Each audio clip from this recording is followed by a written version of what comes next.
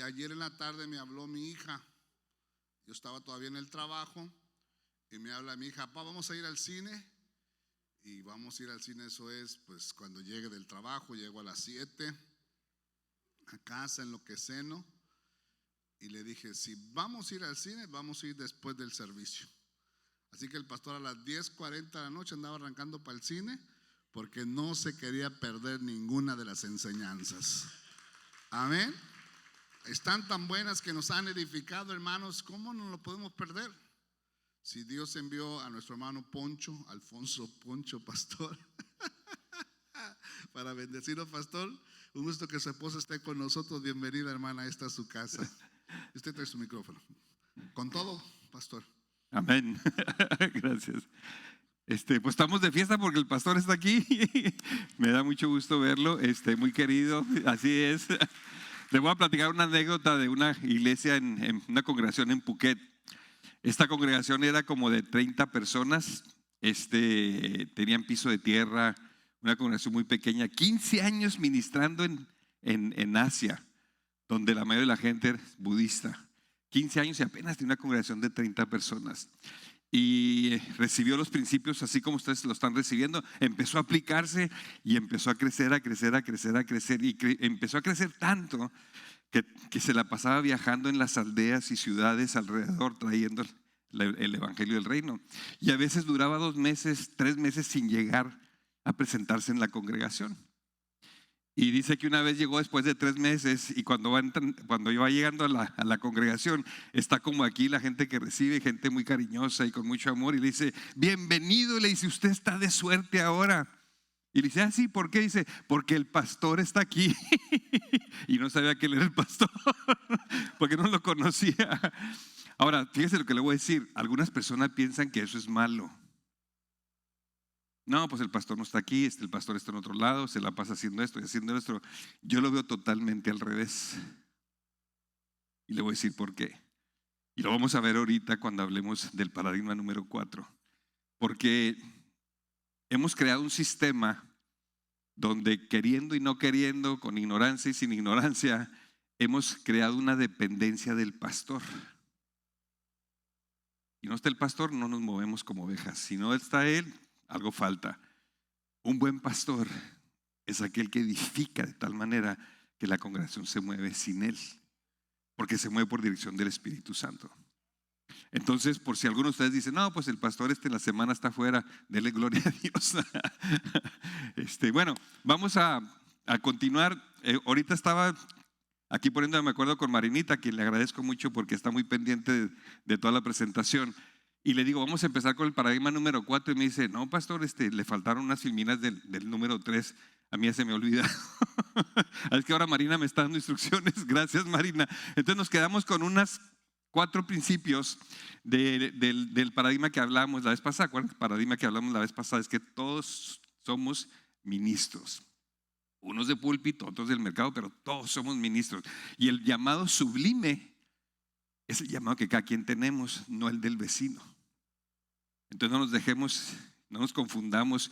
Si Dios llamó a cualquiera de nosotros a algo, ese es el llamado sublime para esa persona. Ahora sí, vamos para poder ver el material. Para transformar la ciudad hay que transformar el mercado. ¿Se acuerdan que hablamos que el mercado es el corazón de la ciudad? Así como de la persona el corazón es donde le llegamos a la gente, ¿no? Entonces, adelante. Para transformar el mercado hay que activar los ministros llamados a servir en el mercado. Aquí unas cosas que vienen en puerta es cómo hacerle para que cada uno de ustedes se active en su llamado. Si yo les pusiera ahorita, pónganme en una hojita, ¿cuál es el llamado que usted tiene para servir a Dios en su reino? No aquí en la congregación. Aquí en la congregación están organizados, unos son mujeres, unos ayudan en la música, unos eso está bien. Y eso es aquí adentro, pero en el mercado, ¿cuál es su llamado? Probablemente la mayoría de ustedes va a decir: no sé, no tengo la menor idea. Está bien, pero a donde vamos es que tiene que llegar un día en que usted diga: ya entendí cuál es mi llamado allá afuera.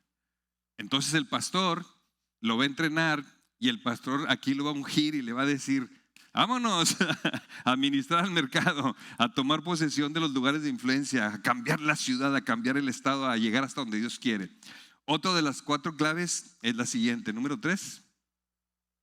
Para activar a los ministros del mercado, los ministros del púlpito deben reconocerlos. O sea, tiene que haber un entendimiento. A mí me ha tocado ver pastores que como que se encelan porque una de sus ovejitas está alcanzando a mucha gente fuera de la congregación. Yo le digo al pastor, le digo, hermano, gócese, porque esa es la idea. Si tú no está el pastor y las ovejas, ¿quiénes son los que se reproducen? ¿Quiénes tienen bebés? Las ovejas. La reproducción, la multiplicación está en el trabajo que cada quien hagamos como ministros del mercado. Y número 4,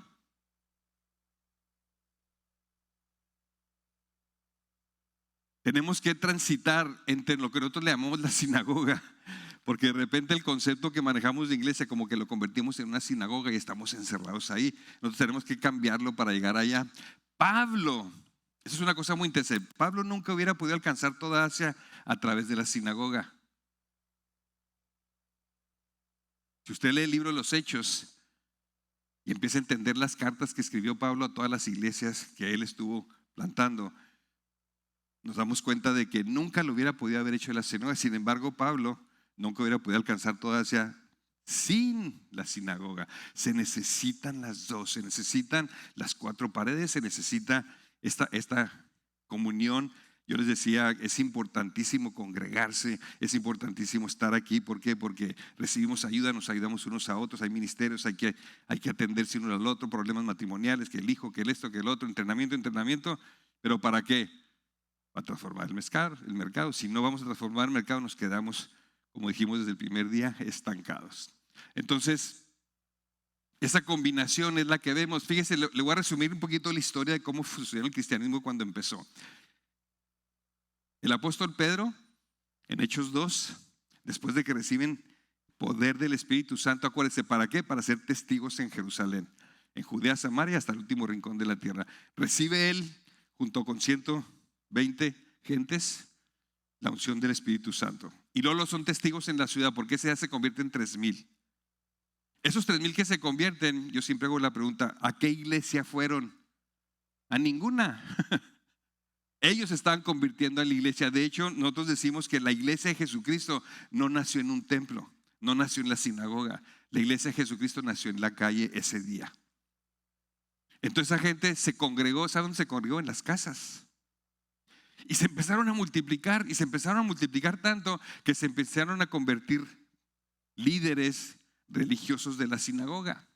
Y luego se levantó una influencia muy fuerte donde estos líderes querían judaizar a los recién convertidos, querían que se circuncidaran, querían que hicieran lo que hicieran los judíos como cristianos. Y tristemente entre ellos estaba Pedro. Pero de repente se confundió ahí y empezó a decirle a los cristianos, tienen que cumplir ciertos requisitos judíos para seguir en el cristianismo. Pablo va y lo confronta, si usted se acuerda. Pero la iglesia crece y la iglesia se empieza a atorar ahí, llega como que un techo. Y luego, si vemos nomás la historia así rapidito, se viene una persecución sobre los cristianos. Una persecución fuerte, de muerte. Y dice la Biblia literalmente que Dios dispersa a todos los cristianos hacia afuera y a los apóstoles los deja en Jerusalén. Entonces el sistema que se estaba gestando, Dios lo corrige, sacando a todos los cristianos hacia afuera. Vamos abriendo las 4 paredes de la ciudad. A los apóstoles dice, ustedes se quedan aquí, y ellos se van. Y se empieza a dispersar el evangelio en Judea, Samaria. De ahí pasamos de ser testigos en Jerusalén, pasan a ser testigos en Judea y Samaria. Cuando salen, pasa una cosa extraordinaria. Ahí es donde aparece Pablo. Y cuando aparece Pablo, Pablo se convierte. Ustedes se acuerdan cómo se convierte, que va caminando, se le aparece el Señor y cae y se queda ciego y va con Simeón. Y cuando Pablo se convierte, Pablo hace el intento de regresar a la sinagoga. Si usted lee la vida de Pablo, Pablo fue a la sinagoga, pero las puertas estaban cerradas. Y un día dice Pablo, me sacudo el polvo y ya no voy a la sinagoga. ¿Y qué hace Pablo? Se va al mercado. Se va al mercado, se va a la ciudad. Y cuando se va a la ciudad, ahí pasa una cosa muy intensa, porque Pablo, en un modelo muy distinto de Jerusalén, ya Judea y Samaria, Pablo cuando se va al mercado, se asocia luego con Priscila y Aquila. ¿Quiénes son Priscila y Aquila? Un matrimonio de empresarios. No eran pastores, no eran apóstoles, no eran sacerdotes. Y luego Pablo se empieza a asociar con gente del mercado, y ahí es donde sale el ministro del mercado. Y esa combinación fue la que precisamente explotó en Judea y Samaria, hasta que llegamos a la última parte de las instrucciones del Señor: y recibiréis poder y me seréis testigos en Judea, en Jerusalén. Paz, listo. Judea y Samaria, listo. Y ahora viene hasta el último rincón de la tierra. ¿Quién fue? Pablo. ¿Qué leímos ayer? Pablo llegó un momento donde dijo: ya llenamos el evangelio desde Jerusalén, que fue las instrucciones de Hechos 2, hasta el Lírico, toda una área bastante amplia. Y dice: ahora ¿qué sigue? España. La iglesia del Nuevo Testamento, lo que le llamamos la eclesía, cumplió el propósito del bautismo en el Espíritu Santo en su tiempo. Así fue como creció. Así fue como creció la iglesia. Entonces está interesante, nosotros estamos ahorita bajo el modelo de Pablo. Y las cartas que escribe Pablo son para corregir a la eclesía, no a las iglesias de cada ciudad, a la iglesia en la ciudad, una sola, porque no había esas denominaciones y esas divisiones. Entonces, bueno, ahora sí, con el permiso de Marinita, nos vamos al siguiente paradigma. Paradigma número 4. Este paradigma, yo cuando lo vi por primera vez y que empezamos a masticarlo y a tragarlo, después de muchos ajustes, y les voy a decir sincero, después de como pastor pedirle perdón al Señor en muchas áreas, me cambió totalmente. ¿Te acuerdas que dijimos? Los anteojos, el paradigma de cómo veía yo a la iglesia. Desde ese día ya no le llamo iglesias a las que decimos que son iglesias, porque quiero respetar en mi mente y en mi vocabulario que iglesia de Jesucristo nomás es una. Les llamo congregaciones, eso sí está bien. Pero me estoy recordando a mí mismo: no, nomás hay una iglesia, la de Jesucristo, nomás hay una. Yo no me permito decir las iglesias, digo las congregaciones. Y en cada congregación Dios puso pastores, como les dije la vez pasada, porque ellos van a dar cuenta de ustedes como ovejas. Y cada oveja tiene la responsabilidad de obedecer a vuestros pastores, como dice la palabra, ¿no? Entonces, bueno, cuarto paradigma. Ese está muy interesante y algunos de ustedes lo va a sacudir de buena manera. El paradigma es el siguiente: Jesús es quien edifica su eclesía. Utilizamos la palabra eclesía porque lo que le llamamos ahorita iglesia está muy distante del modelo de eclesía que fue el original. Y en lugar de estar diciendo la iglesia como antes y la iglesia de ahora y la iglesia moderna y la iglesia antigua, entonces mejor nos fuimos al original y decimos eclesía. Entonces cuando usted escuche eclesía, usted va a saber que nos estamos refiriendo a la iglesia del Nuevo Testamento. Cuando digamos iglesia, estamos refiriéndonos a lo que ahorita le llamamos iglesia, y ahí vamos a avanzar. Jesús es quien edifica su eclesía. Yo por mucho tiempo, 29 años como pastor, yo estaba edificando ni siquiera su eclesía, yo estaba edificando mi eclesía, mi iglesia. Era la iglesia de Poncho. La gente decía: ¿a qué iglesia vas? A la de Pastor Poncho Murguía. Mentira, eso ahorita lo veo yo como una ofensa a Dios, porque no es mi iglesia. Yo no morí ni pienso morir por la iglesia. ¿Por qué? Porque Jesús ya lo hizo. Es la iglesia de Jesucristo. Nosotros somos consiervos solamente. Entonces, yo tuve que pedirle perdón al Señor. Y entonces un día en que yo dije a la gente: prohibido que digan que es la iglesia de Poncho, porque no nomás ofendemos a Dios, nos ofendemos unos a otros. Y segundo, el domingo ya no vamos a la iglesia. Somos la iglesia el domingo, el lunes, el martes, el miércoles, el jueves, el viernes. El domingo nos congregamos, un día glorioso, para compartir, para, como les dije, un grupo como este, voces hermosas. Digo, tanta muchacha que canta aquí precioso, ¿dónde las conseguí? Sí, de veras, la verdad, todas cantan bien bonito. Y no se diga aquí el tecladista y acá mi buen Tony, gente como ellos que se especializan para ayudarnos a experimentar más la presencia de Dios a través de la alabanza y la oración con música. Acuérdense lo que vimos ayer: La verdadera oración y la del más tiempo y más horas es la del trabajo. Entonces, Jesús edifica su eclesía. Yo me tuve que arrepentir y pedirle perdón a Dios. Pero la eclesía es para llevar el reino de Dios, no nuestro reino. Cuando dice el Señor que oramos y no recibimos es porque no sabemos pedir como conviene, porque pedimos para nuestro beneficio, no pedimos para su reino. ¿Y a dónde llevamos el evangelio del reino de Dios? A donde prevalecen las tinieblas, donde están los lobos.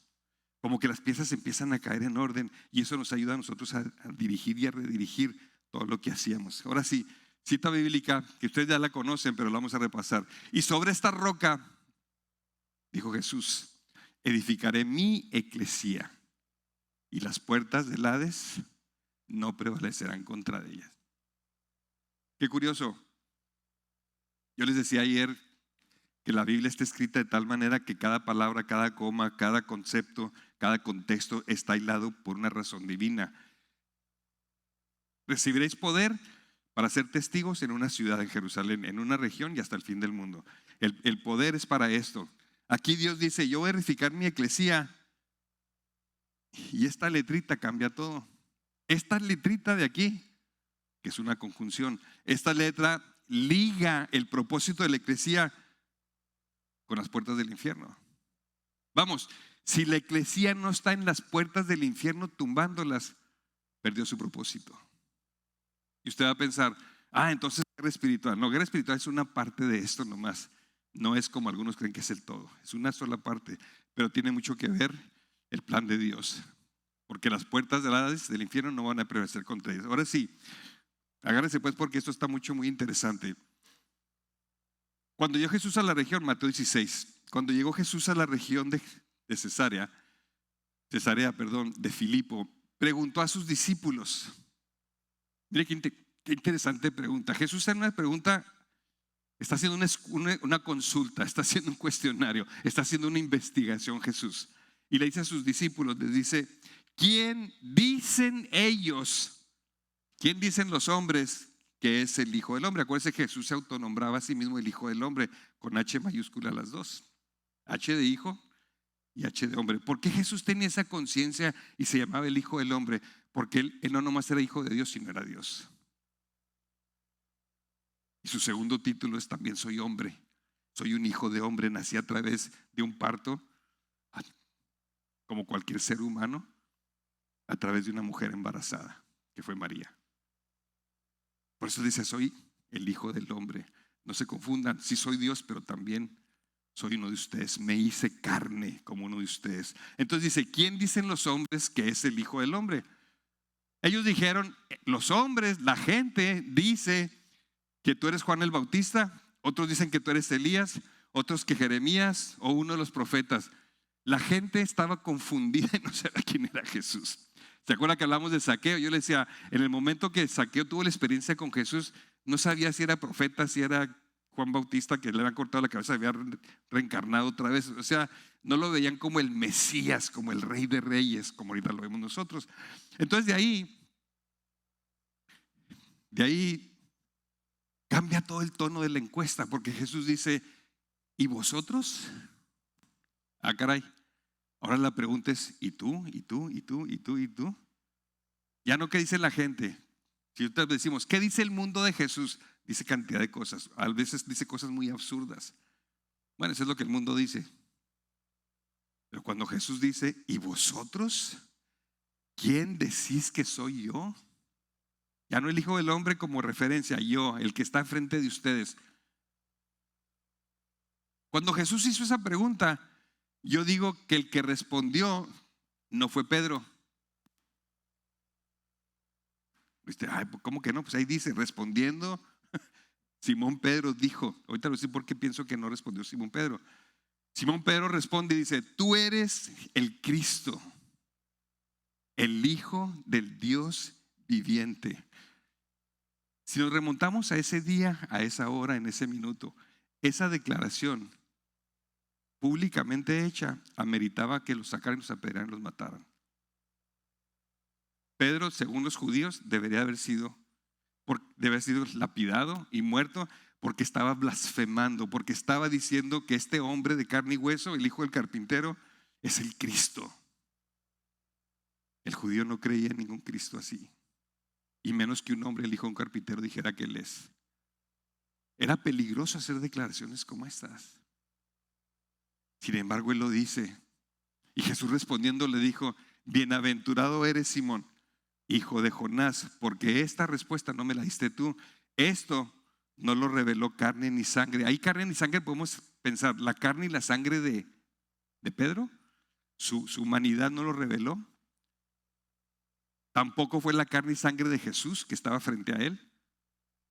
La revelación no vino por el lado humano, no vino por el lado racional, sino mi Padre que está en los cielos. Por eso yo digo que el que contestó la pregunta no fue Pedro, fue el Padre, a través de Pedro.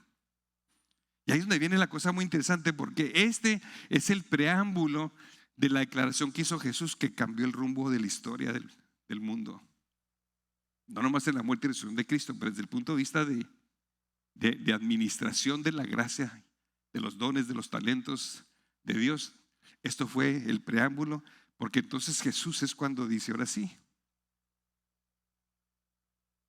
yo también te digo. ¿Qué quiere decir yo también te digo? ¿Nunca se ha puesto a pensar eso? Jesús dice, yo también te digo, porque Jesús se está igualando al Padre. Así como el Padre te reveló eso, ahora yo te revelo esto, porque el Padre y yo somos lo mismo. Igual, una declaración de esa era para que los judíos lo agarraran, lo mandaran y lo liquidaran, lo mataran, porque se estaba haciendo igual que el Padre. Hay un contexto de revelación en esta plática, en esta encuesta que hizo Jesús, diciendo, a ver, ¿quién dice la gente que soy yo? Hay una revelación rica ahí, que a veces si no nos detenemos no alcanzamos a comprender. Ahorita se nos hacen conceptos que ya manejamos y como que ya no les damos importancia, pero si usted se remonta a ese día, lo que estaba pasando aquí era algo extraordinario.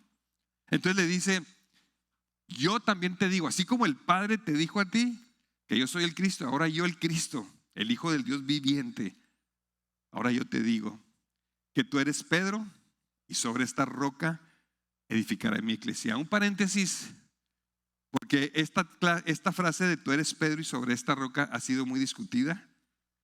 Porque la pregunta es, decimos, ¿quién es la roca, quién es la piedra sobre la que Dios está construyendo? ¿Pedro o Jesús? La Iglesia Católica dice que es Pedro. Nosotros decimos, no es Pedro, la roca es Cristo. Déjenme darle 2, 3 puntitos nomás y muy rapidito. Si usted lee todo el Antiguo Testamento, usted va a encontrar que la Biblia del Antiguo Testamento, en el Antiguo Testamento habla de la roca, y todas las referencias que habla de la roca jamás hace la referencia a un ser humano, siempre la hace la roca de salvación. La roca es Cristo, es Dios.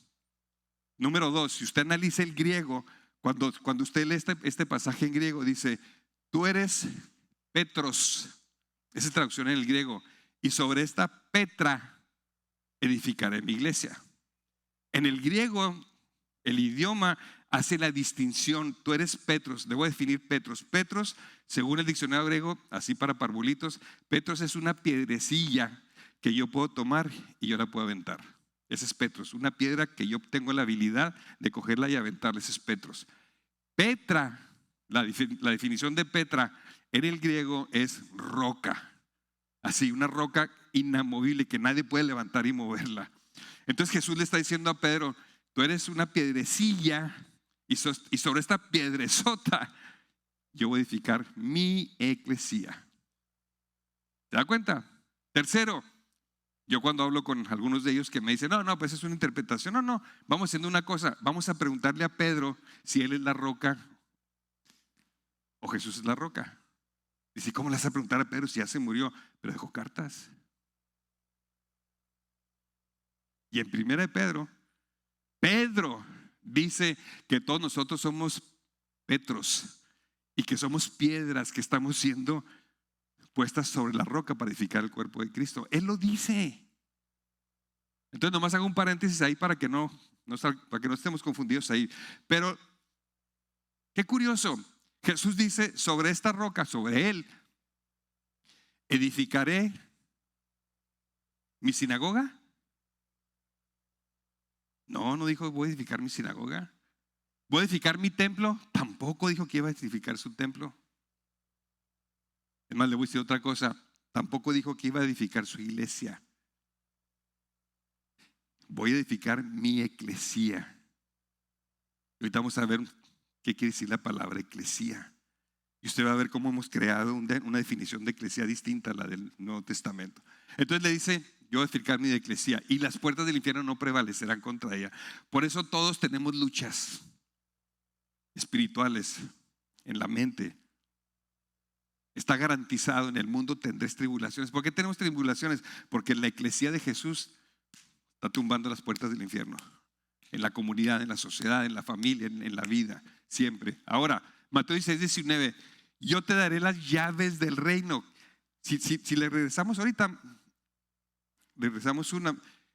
Yo subrayé la palabra puertas, y las puertas del infierno no van a prevalecer contra ellas. Mire qué curioso, yo le he dicho, cada palabra tiene una razón de ser, porque el siguiente versículo habla de las llaves. Puerta, llave. Aquí está el carpintero, por eso lo entiende. Entonces, ¿qué dice? Y te daré las llaves del reino de los cielos. Todo ese cuento se ha malinterpretado, que Pedro está en el cielo y él está revisando ahí quién entra y quién sale al cielo. Son puras mentiras eso. No, ¿a quién le dio las llaves de la iglesia? ¿A Pedro? No, a su eclesía. Y la eclesía tiene las llaves del reino de los cielos. El reino de los cielos. Nosotros tenemos las llaves del reino de los cielos. Por eso está ligado a que la eclesía que Jesús está edificando, nada la puede tener. Y entonces sí dice, y lo que ates en la tierra será atado en los cielos, y lo que desates en la tierra será desatado en los cielos. Estas llaves que Dios nos ha dado a nosotros tienen el poder de cerrar y abrir puertas aquí en la tierra y en los cielos. ¿Sabe el poder que tenemos como la iglesia de Jesucristo? Mire, te voy a poner este ejemplo. Y aquí está el jefe de carpinteros que no me va a dejar mentir. Si yo tengo una puerta de esas, ¿cómo le llaman? De tambor, esas huecas, y le ponemos el picaporte y le ponemos el seguro, una persona fuerte de una patada la tumba. ¿De acuerdo? O sea, ¿por qué? Porque está hueca, le llaman de tambor, ¿no? Algo así, no está sólida. Si pongo una pared, una puerta sólida, ya de madera, sin huecos, y le pongo un buen seguro, a lo mejor sí la puedes tumbar. La policía llega con unos tubos y le pegan hasta que pum, la tumban. Ok. Si tengo una puerta de metal, la puerta no la desbarato porque es de metal, la puedo abollar. Lo que va a estar clave es el cerrojo, el pistillo, o como se llame, el que la atora, ¿no? Pero ¿qué pasa si la puerta es de este grueso y es de este alto y tiene unas barras de acero? ¿Cómo la tumbo? No me importa qué tan grande sea la puerta, qué tan gruesa, no me importa qué tanto Satanás te haya hecho pensar que la situación que estás viviendo no puede cambiar, que Brunswick no puede cambiar, que Estados Unidos no puede cambiar. No me importa qué, porque cualquier puerta, por más ancha y grandota que sea, ¿sabe cómo se abre? Clic y vámonos. Se fija, no es con espada ni con ejércitos, es con su plan, es con el plan del Espíritu Santo. Entonces, esto es maravilloso. No nomás es Jesús está construyendo su eclesía, sino le da las llaves para abrir las puertas de los cielos. ¿Se da cuenta? Por eso no hay imposibles. Pero ¿quién tiene que meter la llave y darle la vuelta? La eclesía. Y si la eclesía está confundida en quién es y cuál es su mandato, las puertas están cerradas porque queremos. Bueno, interesante todo este tema. Se va a poner más interesante la eclesía. Mira qué interesante. Adelante. ¿Cuál es la instrucción de Dios? Éxodo 25:40. Cuando Dios está hablando de construir su templo, no la eclesía, el templo, le dice Dios a Moisés en 25:40, mira, haz todas las cosas conforme el modelo que se te ha mostrado en el monte. Dios le revela a Moisés en el monte cómo quiere que construya el tabernáculo, el templo, donde iba a habitar la presencia de Dios real y verdadera en el Santísimo, y luego en el Santo, donde entraban los sacerdotes a hacer los sacrificios. Una vez al año entraban hasta adentro para buscar el perdón de los pecados del pueblo. Mire qué curioso, en el Nuevo Testamento, adelante, tenemos el mismo principio, instrucciones de Dios. ¿Qué dice? Hebreos, este es el Nuevo Testamento. Tal como Moisés fue advertido por Dios cuando estaba a punto de dirigir el tabernáculo, pues dice él, mira, haz todas las cosas conforme el modelo que te fue mostrado en el monte. ¿Qué nos dice esto? Que en el Antiguo Testamento se lo dice y en Hebreos lo vuelve a repetir. ¿Por qué? Porque Dios está asentando un principio, y el principio es, Dios tiene su manera de hacer las cosas. Dios tiene un modelo. No es el suyo, no es el mío, es el de Él. Y para que las cosas funcionen tenemos que hacerlo bajo el modelo de Él. Ahora sí, así como Dios le dio instrucciones a Moisés para construir el tabernáculo donde Dios iba a habitar, así también Jesús vino y estableció su modelo para construir su iglesia. ¿Cuál es ese modelo? Mire qué interesante, pero antes vamos a ver la palabra modelo. Adelante. La palabra que griega es tupos. De ahí viene la palabra tipo, que es un modelo. Pero mire qué interesante, le voy a decir la definición del griego, de acuerdo a Strong, de lo que significa tupos. Raíz que significa dado, no de dar, sino un dado, como golpeado. Lo que están tratando de explicar ahí es lo que es un troquel. Algunos de ustedes a lo mejor no lo relacionan, pero cuando alguien tiene una superficie plana y quiere hacer un modelo, se hace un dado y el dado se presiona a la superficie plana y se dobla y queda como es. Por ejemplo, los carros compactos, parte de su definición de compactos es que la carrocería, lo que antes era el chasis para los otros, que eran unos fierrotes y ponías el motor y todo lo demás, es una sola plana de metal que se presiona y sale ya a la base. Ya nomás le ponen las llantitas del motor, pero es una plana. Piensa en un Volkswagen de los de antes. Lo que estaba abajo era una sola lámina. Cuando se le presionaba así, se hacía el modelo. De tal manera que de acuerdo al dado para troquelar, no cambia. Le voy a decir otro modelo que usted lo puede resolver más fácil. Cuando vemos en las películas de los reyes que tenían el anillo, que mandaban un oficio, lo cerraban y luego con una vela derretían cera y luego le ponían el sello del anillo. ¿Se acuerda? Sí lo ha visto en las películas. Le pone el sello.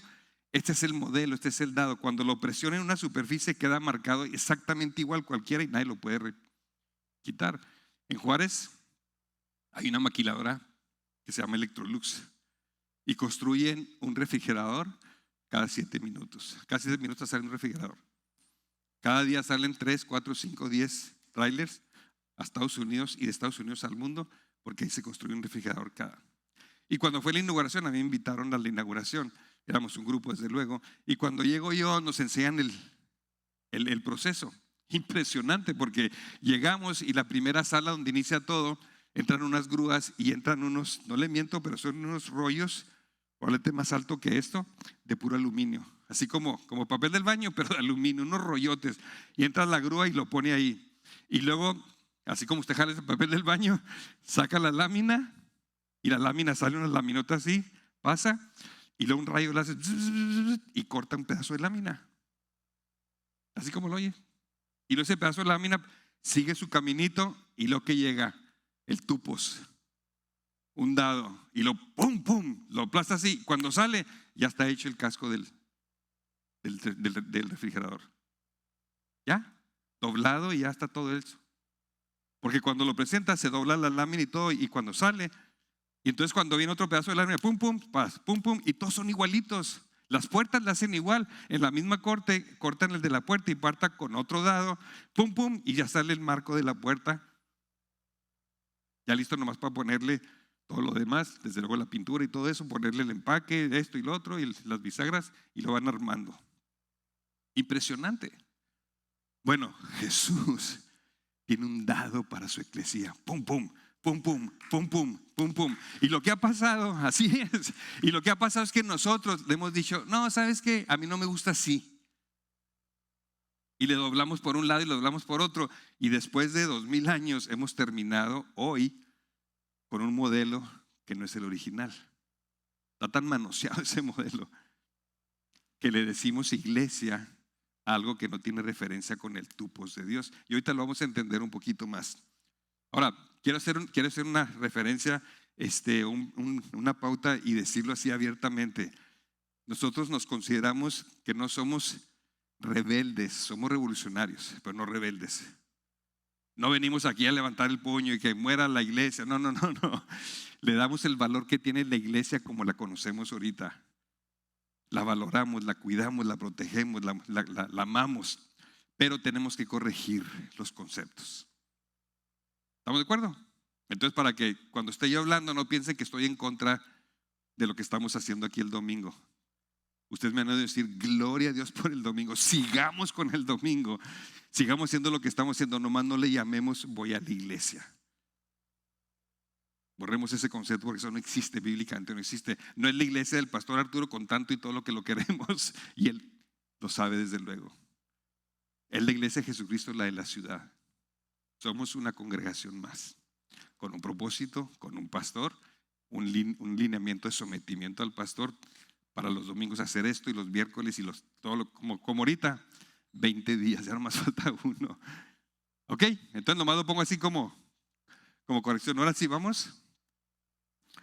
Dios enfatiza seguir su modelo, porque Él dijo, yo edificar mi eclesía. Él no dijo, voy a edificar sus iglesias. No, voy a edificar mi eclesía, es la de Él. A Él le pertenece solamente. Mire qué interesante. La palabra eclesía se menciona constantemente en el Nuevo Testamento. Pero hay una cosa muy particular. Jesús solamente la menciona 3 veces. Después de eso, la palabra eclesía aparece más de 100 veces, 109 veces. Ahora yo le hago una pregunta. Si Jesús tiene su tupos, su modelo, y Jesús dice yo edificar mi eclesía, ¿por qué nomás la menciona 3 veces? Y 2 de las 3 veces la menciona prácticamente en el mismo versículo. ¿No se le hace como incongruente? Vamos. Si alguien va a iniciar un nuevo proyecto y contrata gente y les va a decir qué es lo que van a hacer, ¿no cree que se concentra en decirles qué es lo que van a hacer? ¿Cómo va a funcionar y todo lo demás? Pero Jesús nomás lo menciona 3 veces. ¿Por qué no se dedicó Jesús a decir, miren, la eclesía esto, miren, la eclesía esto, miren, la eclesía esto, miren, la eclesía esto? Si usted lee el Nuevo Testamento y usted conoce el Nuevo Testamento, dígame dónde están las referencias de Jesús, donde dice, esta iglesia que yo voy a construir, esta eclesía que yo voy a construir, va a ser así, así, así, así, así, así. Lo único que nos dice muy específicamente es que las puertas del infierno no prevalecerán contra ella. Parece que hay una incongruencia, pero esto va a entender usted por qué no existe ninguna incongruencia. Después de que él la menciona 3 veces, aparece 109 veces. Y aparece la palabra eclesía en el griego en contextos dentro de la eclesía de Jesucristo y dentro de la eclesía de Roma. Yo voy a decir, ¿cómo? Roma tenía una eclesía. No estoy hablando de la iglesia romana católica, Roma de aquel entonces. Pero vámonos. La eclesía obviamente no es de segunda importancia, es esencial. Pero aquí hay algo muy interesante que tenemos que descubrir.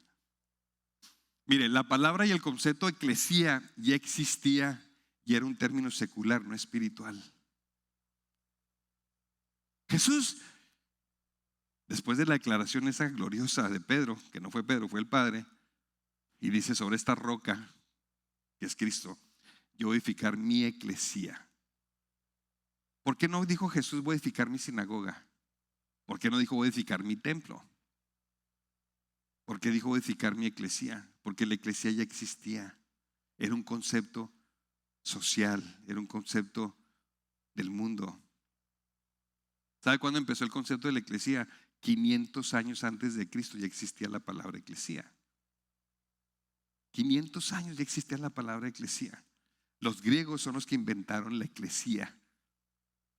No la de Jesucristo, no me confunda, no se confunda. La eclesía en sí, lo que es el concepto, lo que es entender lo que es una eclesía. Y mire qué interesante, los griegos se les considera que son los padres de la democracia.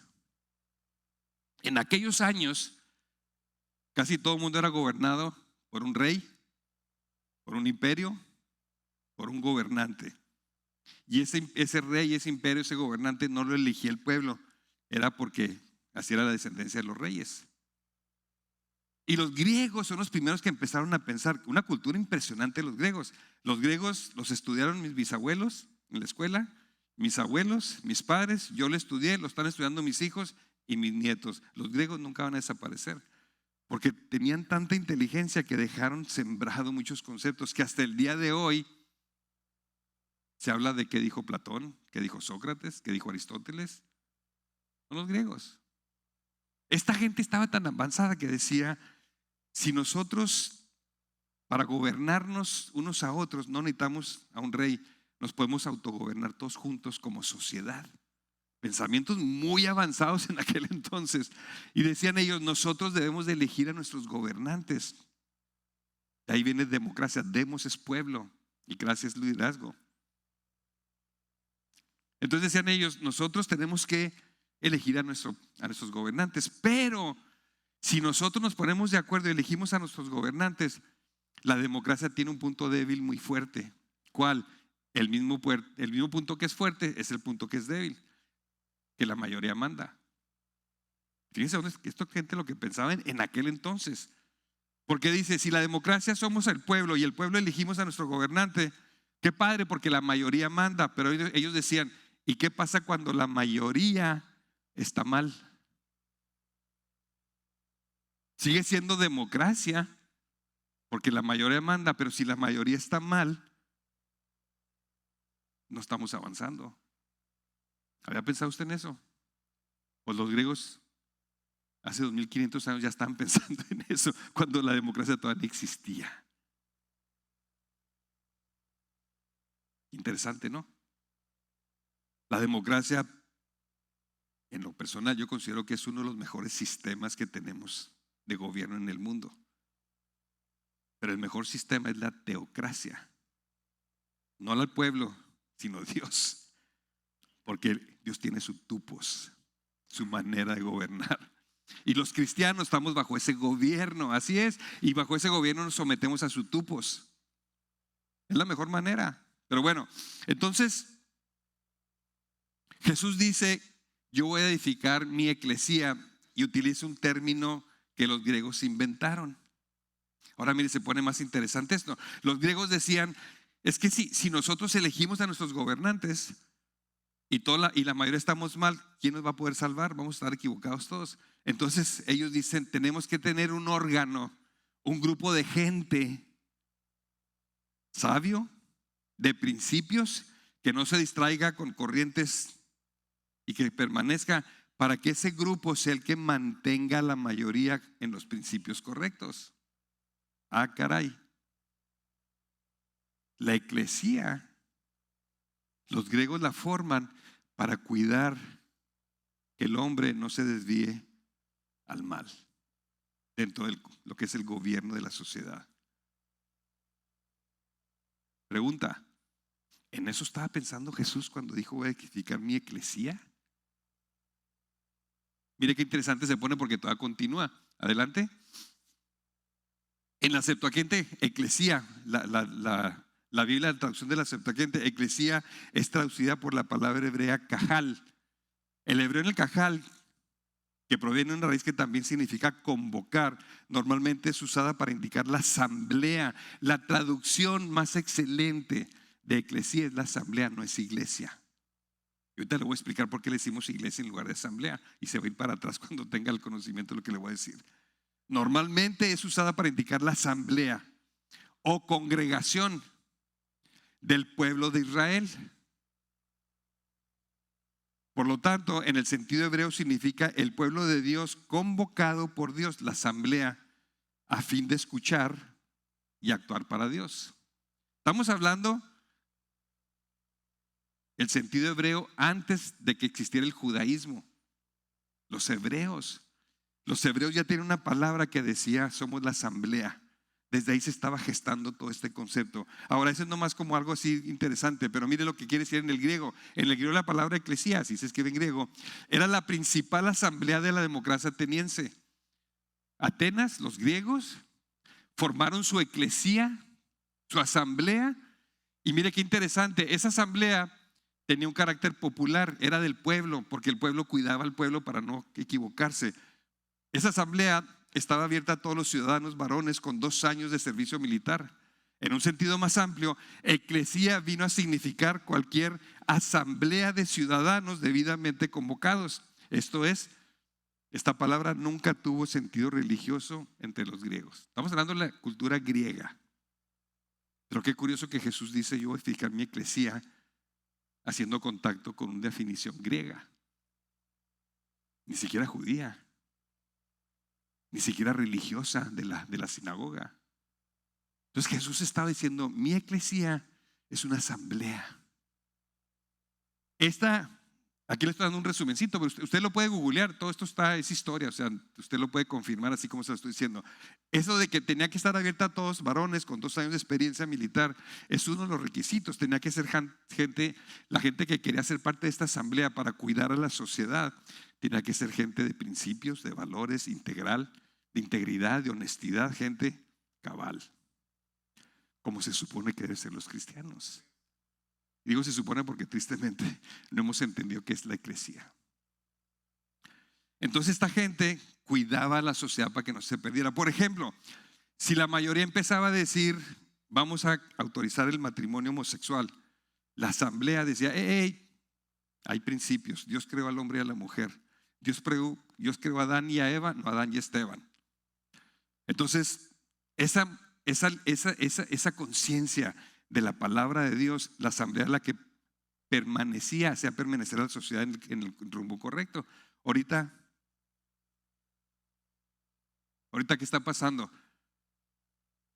Aquellas que se dicen llamar iglesias cristianas ya están eligiendo pastores y sacerdotes homosexuales.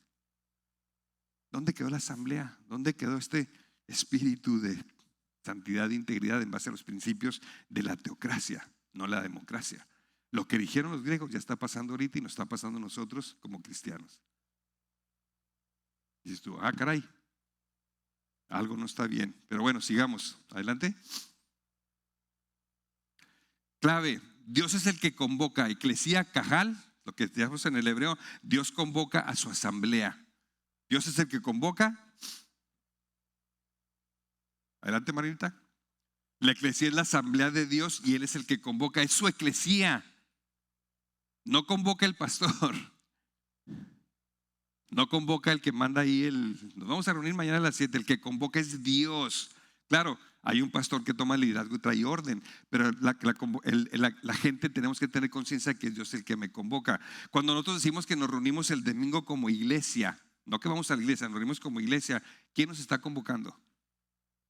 Dios. Si usted tiene conciencia, usted está en la reunión, porque le está respondiendo a Dios, no al pastor. Y también, exactamente, excelente ejemplo. ¿Por qué estamos ahorita en 21 días de oración y ayuno? Porque Dios está convocando. Cuando usted participa, usted le está respondiendo a Dios, no al pastor. No es ocurrencia del pastor. El pastor tiene una carga y tiene una responsabilidad y dice: tenemos que buscar de Dios para que nos dé el rumbo para el 2023. ¿Qué mejor manera de orar? Ayunar 21 días. ¿Se fija? Entonces, cuando cada uno de nosotros que estamos sentados entendemos, no es la iglesia del pastor, es la eclesía del rey. Y el que convoca no es el pastor, es Dios a través del pastor. Entonces, cuando yo vengo, yo le estoy respondiendo a Dios, no le estoy respondiendo al pastor. La gente cree que viene y cumple con el pastor. No. Ahora me entiende por qué digo que un pastor que sabe edificar no tiene que estar presente, porque sabe que él no es el que convoca. Es Dios, es el respaldo de Dios. Y si la gente lo entiende, la congregación empieza a cambiar. El nivel de responsabilidad sube, el nivel de santidad sube, porque dice: caray, o sea que Dios es el que nos está convocando. Sí, ese es el principio de eclesía. Usted dice que es parte de la eclesía de Jesucristo, entonces usted es convocado por Dios. Adelante. Tanto en el hebreo como en el griego, el énfasis está en que la acción es de Dios, no es del pastor, no es de hombres, la acción es de Dios. Ahora mire qué cosa tan interesante sucede. Cuando los griegos crean esta cultura de la eclesía y empiezan a trabajar en eso, el siguiente imperio que se levanta es el de Roma. Y todos sabemos en la historia cómo los imperios que se levantaban, estaba uno, se levantaba, otro lo dominaba. Y luego se levantaba, otro lo dominaba. Se levantaba uno y lo dominaba. Así fueron los medios, los persas y todo lo que conocemos de la historia. Cuando están los griegos en el poder, el siguiente imperio que se levanta es Roma. Alejandro Magno tiene mucho que ver, el César y todo lo que sabemos, porque fue en los tiempos que nació el Señor Jesús, en los tiempos del imperio de Roma. Pero entonces Roma se levanta y Roma, dicen los historiadores que Roma conquistó a los griegos, a Grecia, pero los griegos conquistaron la filosofía y la mente de los romanos. Ah, caray, qué interesante. Roma conquistó a Grecia, pero Grecia conquistó el pensamiento de los romanos. Porque cuando Roma se levanta, mire, Roma se lo voy a poner en términos religiosos para que entendamos. Roma tenía un evangelio. Roma se levantó porque tenía un evangelio. Usted va a decir, ¿cómo que un evangelio? Sí, evangelio quiere decir una buena noticia. Roma tenía un concepto de la vida y Roma dice, yo me voy a levantar como un imperio y yo voy a traer el evangelio. Yo voy a predicar lo que yo creo. ¿Sabe qué es el evangelio de Roma? La Pax Romana, que viene del latín. Yo voy a traer paz al mundo. Yo voy a crear un imperio y en este imperio la bandera que voy a levantar es la paz. No más que dicen ellos, yo voy a levantar mi evangelio es la Pax Romana, pero yo lo voy a hacer de esta manera. Voy a crear el ejército más poderoso del mundo y lo voy a ir a conquistar región por región. Y cuando yo conquiste región por región, voy a asentar mi evangelio y voy a traer la paz romana. Esa era su mentalidad. Cuando se levanta Roma y conquista a Grecia, a los griegos, descubre la eclesía. Y miren lo que pasó, muy interesante. Roma conquista a los griegos, les quita el poder, la autoridad militarmente, pero los griegos conquistan la mente de Roma. Entonces Roma dice, yo voy a conquistar este pedazo de tierra. Aquí hay 5 poblados, yo voy a ir con mis soldados, voy a quitar a los soldados de ellos, los voy a vencer y ellos los voy a hacer parte de Roma, porque yo quiero traer la Pax Romana. Y lo dicen ellos, ¿cómo le voy a hacer? Voy a formar mi eclesía, la eclesía de Roma, la asamblea. Esta gente que tiene dirección, que tiene liderazgo, que tiene principios, que no se mueve para ningún lado. Y entonces Roma crea la eclesía. Y la eclesía, Roma la envía al lugar que había conquistado para culturizar a los conquistados a la cultura de Roma. Para que hablaran como romanos, pensaran como romanos, absorbieran la doctrina de Roma, se sujetaron al rey de Roma, al emperador, al César. Y la eclesía es la que se dispersa y empieza a trabajar con la gente para cambiar la mentalidad, para hacerla para Roma. Qué interesante. Qué interesante. Y luego Roma iba por otro pedazo de tierra, lo conquistaba y mandaba a la eclesía, la asamblea. Ahora, empieza a hacer eso y luego se pone más interesante todavía. Déjenme, nomás porque lo traigo escrito para no adelantarme mucho, pero ¿cuál es el contexto romano? Grupo de ciudadanos romanos llamados a las ciudades conquistadas para culturizarlas en el imperio. ¿No le suena algo similar al cristianismo? Jesús nos conquista, nos equipa a través del pastor, a través del domingo y todo lo que hacemos, y luego nos dice, vayan y discipulen las naciones. Pero ¿cómo discipulamos? Entonces nos metemos en la cultura, nos metemos en la sociedad, ministros del mercado, pum, pum, pum, pum, pum, pum, y empieza a leudarse la masa desde adentro. Porque esta no es una toma, vamos a decirle, violenta, con armas, con ejército, no, con el espíritu de amor. ¿Se dan cuenta? Vamos, si Roma dice, voy a mandar mi eclesía a esta región que conquisté. Vamos a suponer que Roma viene, que estuviéramos en ese tiempo y que Roma dice y conquista Brownsville. Y llegan los soldados y sacan a los Marines y a todos. Estamos haciendo una historia muy ficticia. Y los saca y dice Roma, ahora sí, yo voy a mandar a mi eclesía. Imagínense que llegaran la asamblea y lo que rentaran un edificio donde caben 500 gentes y que salen a invitar a la gente a que venga al edificio para culturizarlos a Roma. Usted no diría, a ver, espérate, ¿quieres conquistar a todo Brownsville en un edificio para que vayan al edificio y ahí lo hagan?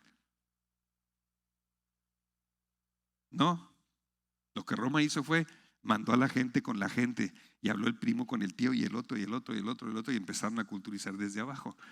¿Qué fue lo que vimos en Lucas 10? Mandó a los 70 dos en dos, ¿a dónde? A las casas de los lobos. A amarlos, a bendecirlos, a sentarse con ellos, a ministrarlos, a declarar el reino de los cielos. La iglesia. ¿Se fija cómo hemos cerrado? Porque ahorita, en estos tiempos modernos, las iglesias que hacemos, eventos para que venga el pueblo para culturizarlo al cristianismo, a Cristo. Pues ¿cuándo vamos a terminar? Por eso dijo, id y discipular a las naciones, empezando por Jerusalén, una ciudad, una región, hasta el último rincón de la tierra. Vayan, métanse a las casas. Ahí es donde se leuda la masa. No en una asamblea que hacemos una vez al año para que venga gente y se convierta en 15 o 100 o 200 o 500. Sino entrando en la cultura y en la sociedad. Y luego se pone la cosa más interesante.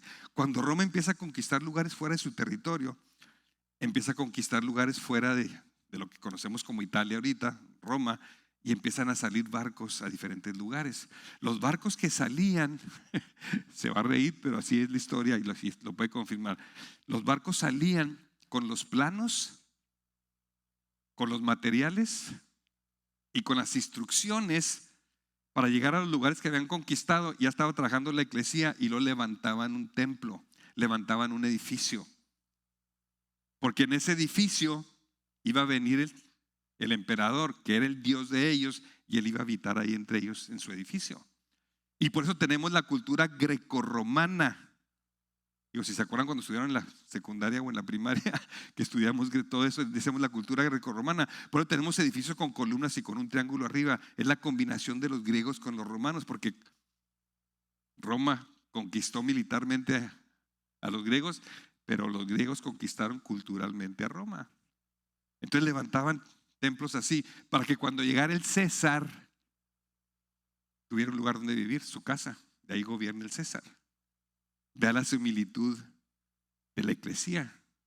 Nosotros vamos a la iglesia y asentamos, edificamos un edificio. ¿Cuál? El cuerpo de Cristo. Para que el Espíritu Santo venga y haga morada en nosotros. No en un edificio, en un salón. La iglesia, el cuerpo de Cristo es el edificio. Y luego miren lo que son las cosas. Cada barco que salía con un almirante. ¿Sabe cómo le llamaban en aquel entonces al almirante? Se va a ir para atrás. ¿Sabe cómo le llamaban? Apóstol.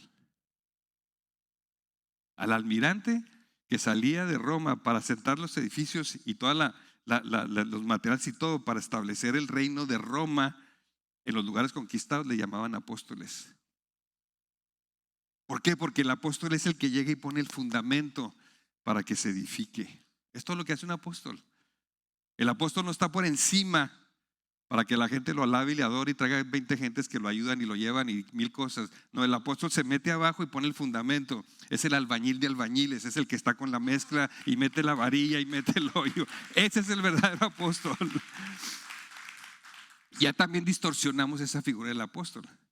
Ahora el apóstol es el que cubre. Unos dicen que 5 iglesias. ¿Cómo que iglesias? Son congregaciones, pero bueno. Otros dicen que 100, otros dicen que 20 y ahora se están peleando. Y ya el apóstol, no sé si sabía usted, pero ya llegamos a un punto donde ya no es suficiente ser apóstol. Ahora hay querubines arriba del apóstol.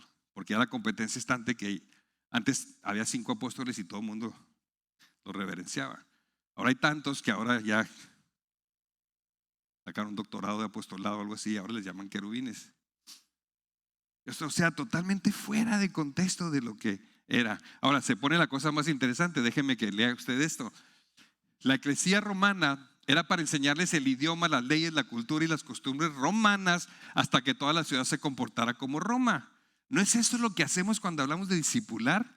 Primero somos discipulados nosotros como la eclesía y luego vamos y discipulamos a todos para que piensen de acuerdo a la cultura del cristianismo, de acuerdo al reino de los cielos, donde el que gobierna es el Rey de Reyes, donde las reglas son el amor, el perdón, poner la otra mejilla, quitarte el abrigo y dárselo al que no tiene. Todos los principios esos son los principios del reino. No son de la iglesia, de un grupo de gentes que se reúnen en tal parte. Son la cultura del reino. Nosotros tenemos que traer el reino de Dios. Por eso los discípulos llegan y le dicen al Señor: Señor, enséñanos a orar. Reconozcan que tienen un papá todos. No es tu papá, es nuestro Padre. Padre nuestro. ¿Dónde está el Padre nuestro? En los cielos. Sublime. Y no nomás está en los cielos, es santo su nombre, no hay otro igual que Él. Y lo que sigue: venga a nosotros tu reino. La primera solicitud que Jesús nos enseña con el Padre nuestro, como le llamamos, es que venga a su reino. Nuestra responsabilidad es traer el reino de los cielos, no el de la iglesia. Porque pónganse a ver, como iglesias, en el concepto erróneo, cada iglesia tiene sus reglas de reino, ¿no? Aquí sí puedes traer este vestido, acá no lo puedes traer. Aquí sí, y nos concentramos en cosas que no vienen al caso, porque lo último que estamos haciendo es traer el reino de los cielos. Estamos trayendo nuestro propio reino, y cada quien ponemos nuestras reglas. Es que Dios no está edificando esas iglesias, Dios está edificando su asamblea, su eclesía. Entonces,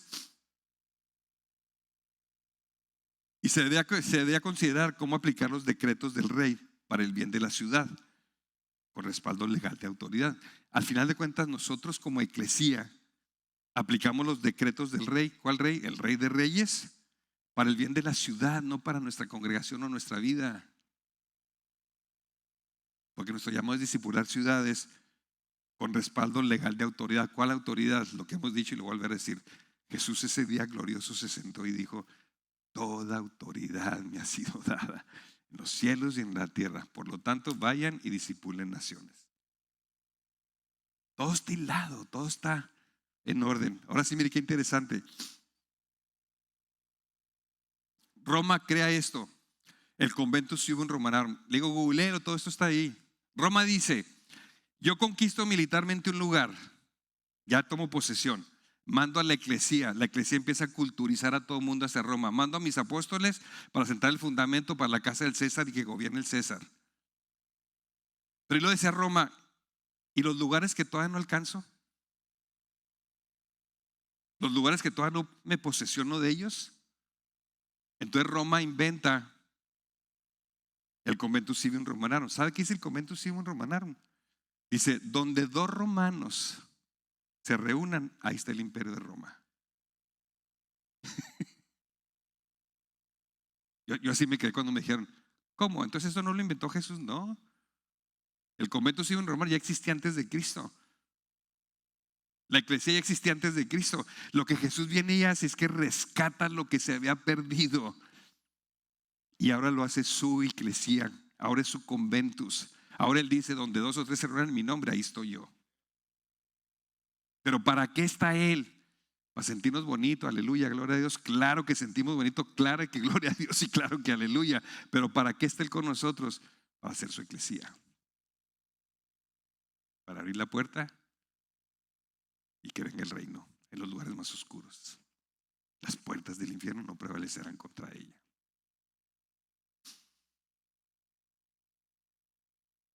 Cualquier grupo de ciudadanos romanos en cualquier parte del mundo, con el Conventus Civium Romanorum, aunque no fuera en territorio romano todavía, donde dos o tres se reunían, ahí se establecía el espíritu de Roma. Esto está antes de. Ahora, yo le voy a decir la reacción de algunos cuando oyen cosas como estas, como que se desaniman y dicen: pues yo pensé que Jesús inventó esto y que esa era creatividad de Él. Claro que es creatividad de Él desde antes de los tiempos. Lo que pasa es que el diablo empezó a utilizar estos conceptos torcidos y Jesús viene y los restaura. Por eso el segundo paradigma, ¿se acuerdan? El mercado ha sido redimido, tenemos que ir a rescatarlo.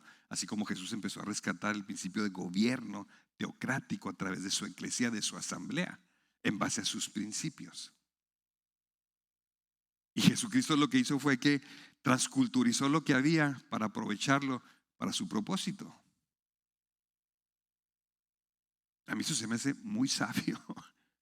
Mire, le voy a contestar por qué la pregunta de por qué Jesús nomás habló 3 veces de la eclesía. Cuando Jesús dice: Pedrito, lo que tú me acabas de decir, a ti ni se te ocurrió, ni tenías la mínima idea. Fue mi Padre que te lo reveló. Ahora yo, como el Padre, te voy a revelar otra cosa. Yo voy a edificar mi eclesía. Pausa. Cuando los discípulos escucharon que Jesús dijo que iba a formar su eclesía, A todo mundo le cayó el 20 porque sabían lo que era la eclesía. Los griegos tenían su eclesía, Roma tenía su eclesía, ahora Jesús va a ser la de él. No batallaron porque sabían que una eclesía era una asamblea. No era una iglesia como la que pensamos nosotros ahorita, era una asamblea, y esa asamblea tenía un propósito. Gente digna, gente respetuosa, gente que habla bien, gente que se viste bien, gente que hace las cosas en orden, gente limpia, y también gente inteligente, gente de principios, gente cabal. Por eso yo les decía la vez pasada, es que hasta en el saludo nosotros tenemos que diferenciarnos de todo el mundo, hasta en la manera como nos vestimos. Y no estoy diciendo el último grito de la moda, decentes. La palabra clave es decencia, no es un pantalón de uno o es un pantalón de otro. Decencia. Porque somos la iglesia, porque estamos aquí para leudar la masa en todos los sentidos. Y yo hago énfasis en eso porque se me hace una cosa muy sencilla que no le hacemos caso, pero si no somos fieles en lo poco, ¿cómo queremos ser fieles en los principios del reino que van mucho más allá de cómo vestimos y cómo hablamos? Entonces,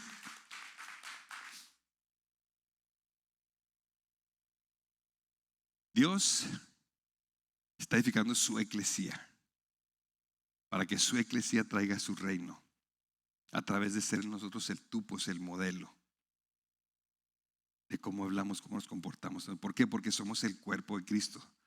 La cabeza es Él, pero nosotros somos sus manos, sus pies, su corazón, sus uñas, su todo. Te fijas, el énfasis no está en mi iglesia, el énfasis está en su reino. Que Él reciba la gloria, porque para eso conformó Él su eclesía. No hay mención de iglesias o congregaciones individuales.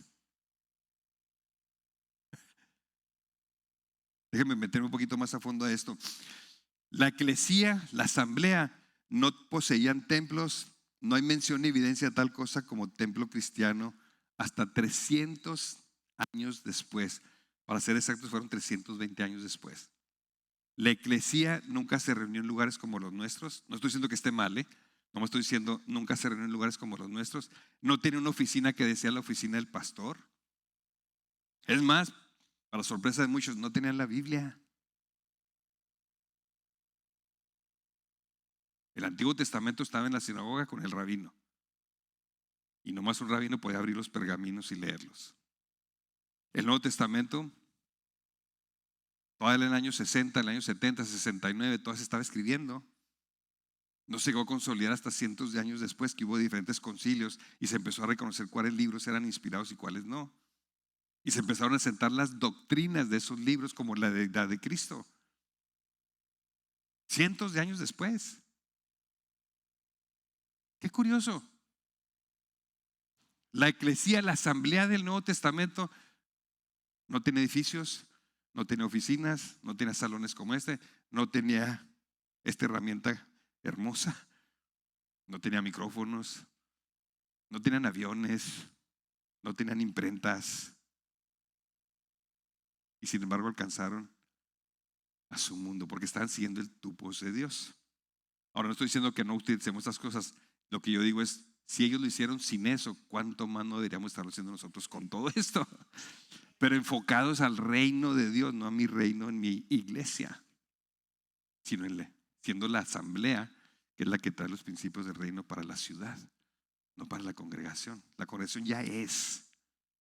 Puedes a pensar, usted si ya nació de nuevo, si por la gracia de Dios y por medio de la fe, usted hizo una confesión de fe, se entregó a Jesucristo, se arrepintió de sus pecados, Dios lo perdonó, le dio un nuevo nacimiento, se bautizó.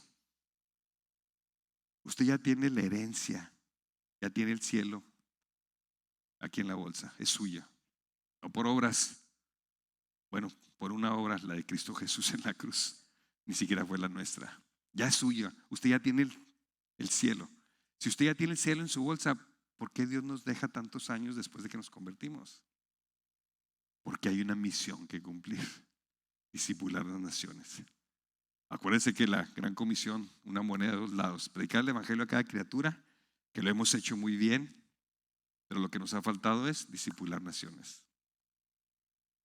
Por eso estamos aquí vivos todos los que somos cristianos. Tenemos una misión que cumplir, traer el reino de los cielos. Venga a nosotros tu reino, hágase tu voluntad, aquí en Brownsville como se hace en el cielo. Esa es la misión. Y a veces nos vamos más hacia, Señor, sáname, Señor, dame, Señor, esto, Señor, dame, yo, que no está mal. Tenemos un Dios poderoso y lleno de misericordia que hay que hacer. Pero, ¿y la ciudad? ¿Y la nación? ¿Y las naciones? Como que todo eso lo dejamos, eso es secular, eso es del mundo. No. Eso está en la esencia de lo que somos, la asamblea, la eclesía. Le voy a decir cómo sucedió esta cosa de los templos o de las iglesias. En el año 320, cuando Constantino, según entendemos, se convirtió, él en su ignorancia y en su pasión, él dijo: voy a cristianizar a Roma. Constantino era un emperador. Entonces él tiene una experiencia con Dios, recibe el mensaje de la asamblea, lo culturizan a él en el cristianismo, cuando él como romano debería hacer lo contrario. Y él en su ímpetu y en su ignorancia, él dice: voy a cristianizar a Roma, y hace un decreto, y en el decreto dice: de aquí en adelante Roma es cristiana.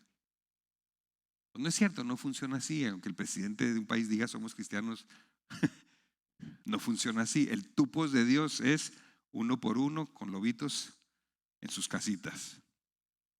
Entonces cuando Constantino hace eso, unos años después de que empieza con todo esto, confisca los templos paganos. Los cristianos no se reunían en templos, se reunían en las casas. Primero empezaron en el templo de la sinagoga y en las casas. Después con Pablo, como les dije ya, donde la base ya no es Jerusalén, sino es Antioquía. Pablo dice: a la goma con la sinagoga.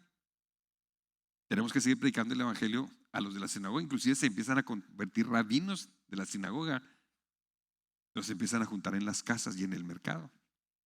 O sea, en las casas. Se transfiere el centro de Jerusalén, se transfiere a Antioquía. Y es una parte del Nuevo Testamento donde se ve la diferencia. Y es donde viene la explosión del evangelio.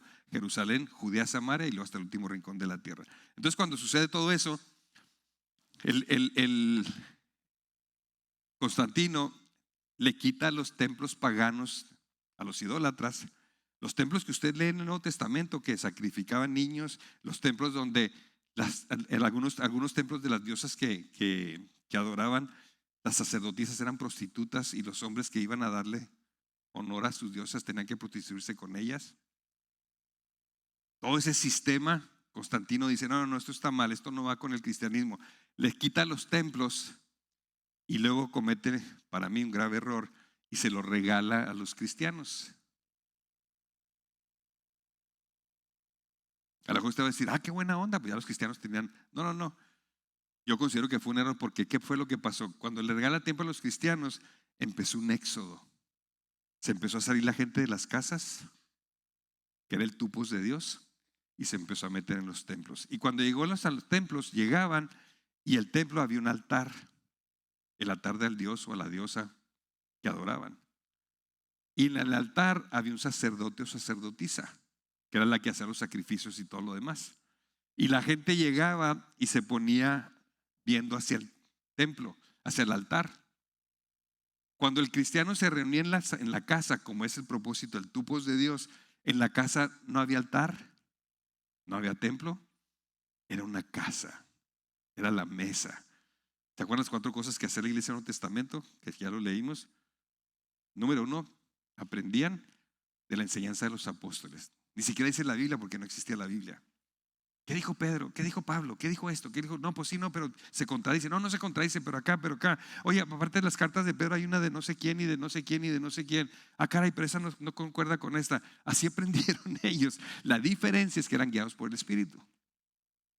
Y aún con toda esa maraña y dificultades, el Espíritu Santo los fue guiando. Entonces, aprendían de la enseñanza de los apóstoles. Comían juntos, bueno, tenían coinonía, tenían comunión unos con otros, eran amigos, se conocían porque estaban en la casa. Y si iban a la casa de Lupita y Lupita le gustaban esas enchiladas, pues siempre había enchiladas ahí. O sea, era la asamblea, se reunía y se conocían. Y luego dice que tenían comunión y que comían juntos. La mesa. La mesa es importante en el cristianismo. En la mesa nos sentamos, comemos. Y cuando se juntaban a comer, apartaban una copa y un pedazo de pan hasta el último. Y cada vez que comían, agarraban esa última copa y recordaban la muerte de Cristo Jesús y proclamaban su segunda venida. La eclesía no se reunía para celebrar la cena del Señor como lo hacemos nosotros. La eclesía participaba de la cena del Señor cada vez que comían. Era vida, era estar recordando: Jesús es Dios, Jesús va a regresar, Jesús murió por nosotros en la cruz, Jesús es Jesús, Jesús, Jesús, y lo adoraban. Y luego por último dice, y oraban juntos. Esas 4 cosas hacía la eclesía todos los días en las casas. Cuando salen, fíjense qué interesante, en esa mesa estaban sentados la gente, a lo mejor 10, a lo mejor 15, a lo mejor unas más grandes 20, a lo mejor otras 5, qué sé yo. Y los dones que Dios había derramado en la gente, ahí salían los dones a flote solitos. El que tenía el don del pastor no ponía una oficina y andaba entregando tarjetas, que era el pastor. El que tenía el don del pastor automáticamente andaba pendiente de la gente. ¿Cómo está tu mamá? ¿Y qué pasó con eso? ¿Y qué pasó con todo lo demás? El que tenía el don de la administración era el que andaba, móchese con la cooperacha porque ya somos 20 y ya sale carita las tortillas. El profeta era el que tenía la unción de traer ese sentir, esa palabra de Dios. El que tenía liderazgo era el que lideraba.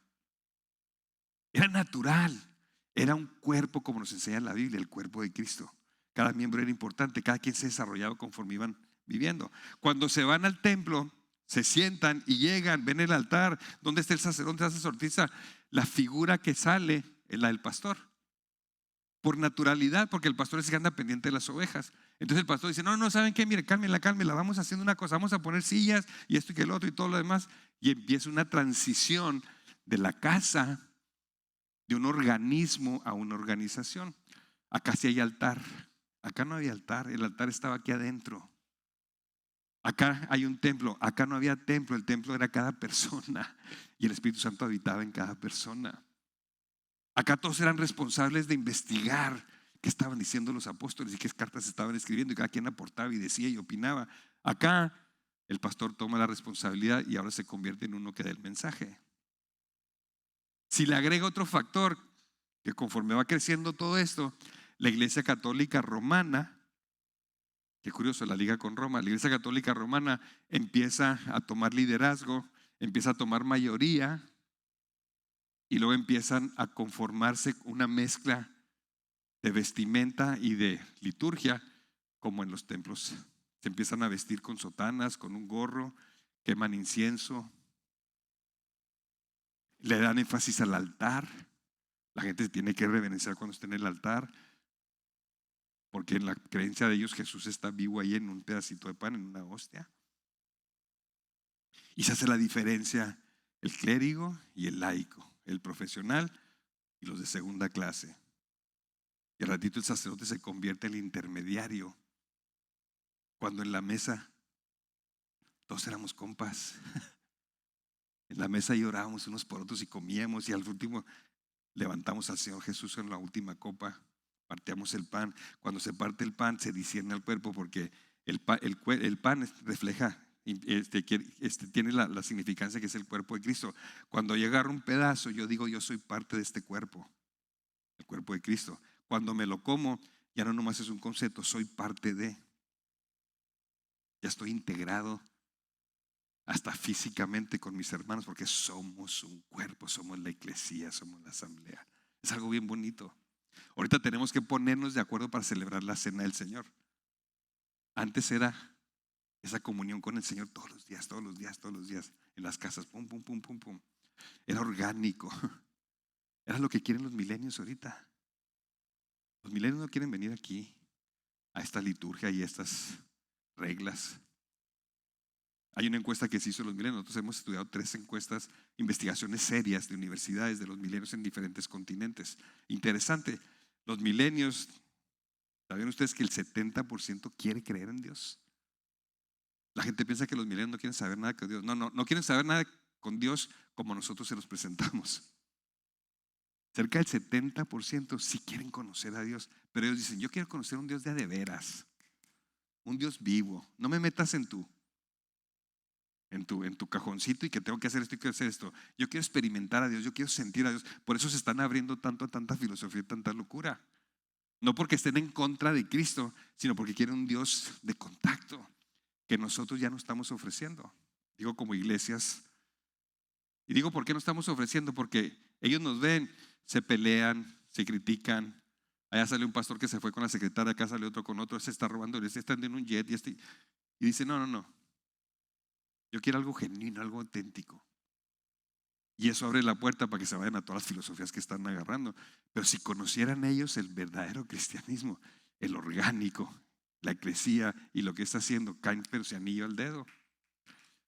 Tenemos que cambiar y entender. Ahora fíjense lo que estoy diciendo, el mensaje es el mismo, Cristo es el único intermediario entre Dios del hombre. Cristo es el único que perdona los pecados. Él resucitó y nos da la resurrección. Eso no cambia, lo que tiene que cambiar es todo lo que le hemos agregado, que le llamamos iglesia. Pero bueno, me estoy desviando un poquito. El punto está que hicimos la transición al templo. La Iglesia Católica Romana llegó con esto, con los inciensos y todo lo demás. Para llegar a esa posición tienes que ir a un seminario, tienes que hacer voto de pobreza, voto de castidad, no te puedes casar. Y empezaron los requisitos y se hizo la separación de la mesa. Hace unos años celebramos los 500 años de la reforma de Martín Lutero, ¿se acuerdan? 500 años que un monje católico, Dios le revela el mensaje verdadero de la salvación por la gracia a través de la fe. Glorioso, porque en aquel entonces ya la Iglesia Católica estaba y todavía sigue vendiendo la salvación. Tú me das dinero, yo te doy un papelito que te garantiza que cuando te mueras te vas al cielo, sin tocar baranda, sin tocar el purgatorio. Ya también ya lo anularon el purgatorio. Entonces este monje, que él siempre tenía conciencia de ser un pecador, él decía, yo soy el peor de los pecadores, yo soy el peor de los pecadores. Si usted lee la autobiografía de Lutero, que se la recomiendo, este monje católico tenía tanta conciencia de pecado que todos los días se iba a confesar. Y los padres o los otros monjes, cuando veían que Lutero venía a confesarse, decían, ay, viene este cuate otra vez. ¿Saben por qué? Porque duraba hasta 3 horas confesando su pecado. Dices tú, ¿cuál pecado? Pues este cuate vivía en un monasterio con camas de piedra, no salían a la sociedad, pero él tenía una conciencia de pecado y él le aterrorizaba que no podía con su pecado.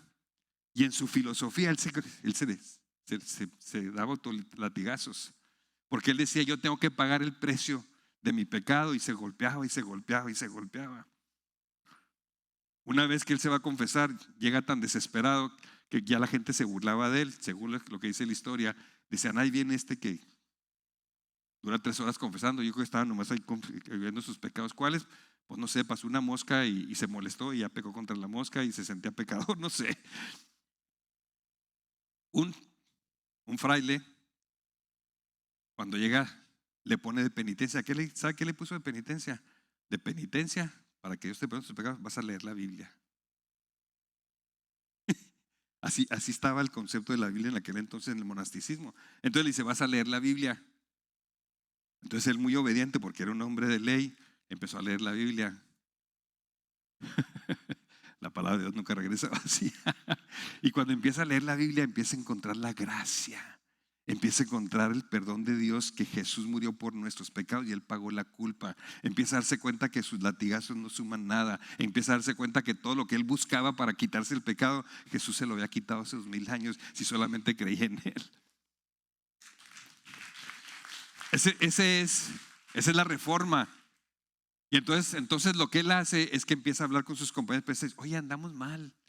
Oye, eso de que andan en la calle y que sacan una canción y que si tú echas dinero, así como entra el dinero, salen las almas del purgatorio, que compran, eso no es cierto. No podemos comprar ni vender la salvación. Es por la gracia de Dios, es por fe. El justo vivirá de la fe, fue lo que a él le cambió toda la perspectiva. Y entonces empieza, y al final de cuentas acaba escribiendo tesis, 94 tesis, donde su intención no era rebelarse contra el Papa, su intención no era crear el protestantismo, su intención no era eso. ¿Sabe cuál es su intención? Corregir lo que estaba mal. Y usted sabe la historia, acabó la Iglesia Católica buscando para matarlo. Pasaron 500 años. Cuando celebran 500 años se hace la conmemoración en Wittenberg, donde está el templo donde él clavó las tesis y se hace una celebración mundial. Y nos invitan a 12 personas a dar un mensaje en los 500 años de la Reforma. Yo tengo el privilegio que a mí fue uno de los que me invitaron, entonces yo fui y di un mensaje. Pero déjeme, le voy a decir, ese no es el punto, ese es Dios. Pero el punto está que los que fuimos, tuvimos varias reuniones de trabajo. Y yo volteé y me veía a mí mismo porque estaba sentado un hombre que cubría 20,000 congregaciones en todo el mundo. Y otros 140,000. Y otros se dan cuenta que los liderazgos de los liderazgos de los liderazgos de las denominaciones y empezamos a platicar. Y estas son unas cosas que concluimos. Decíamos, hace 500 años lo único que cambió fue la doctrina de la salvación. No cambió, regresamos al modelo, al tupos de Dios, que es la salvación por gracia a través de la fe. Y la fe no es de nosotros, se nos regala. Pero fue todo lo que cambió. No cambió la liturgia, no cambió volver a la esencia de la eclesía. Yo les hablaba de la eclesía y muchos me volteaban a ver así como, ¿de qué estás hablando? O sea, la reforma fue una cosa gloriosa, pero fue todo lo que cambió el mensaje de salvación. No cambió el concepto de la eclesía, la asamblea, todo esto. Entonces yo empiezo a platicar y uno de los líderes me dice, oye Poncho, lo que estás diciendo es muy interesante, te podríamos grabar y podrías dar un mensaje para nosotros empezar a... Y sí, me grabaron ahí 2 lecciones donde ya tenía que presentar 12 puntos, eso no estaba planeado y lo hicimos. Pero al final de cuentas caímos en conclusión de que en 500 años eso es lo que cambió. Y si se ponen a ver de una manera estricta y autocrítica, nuestro concepto de domingo, de iglesia, tiene más raíces católicas romanas y paganas que neotestamentarias.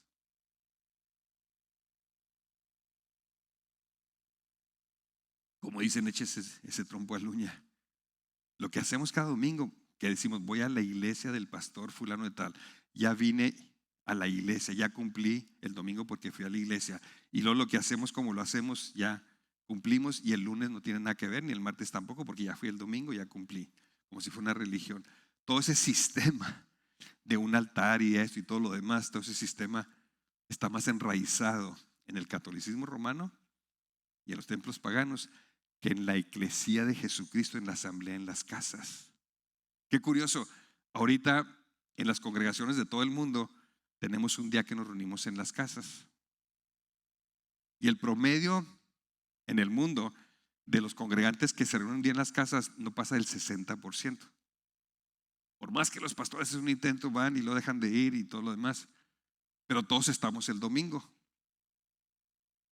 Si vemos la eclesía estaban todos los días, todos en las casas y nunca estuvieron el domingo 2 horas haciendo lo que hacemos nosotros.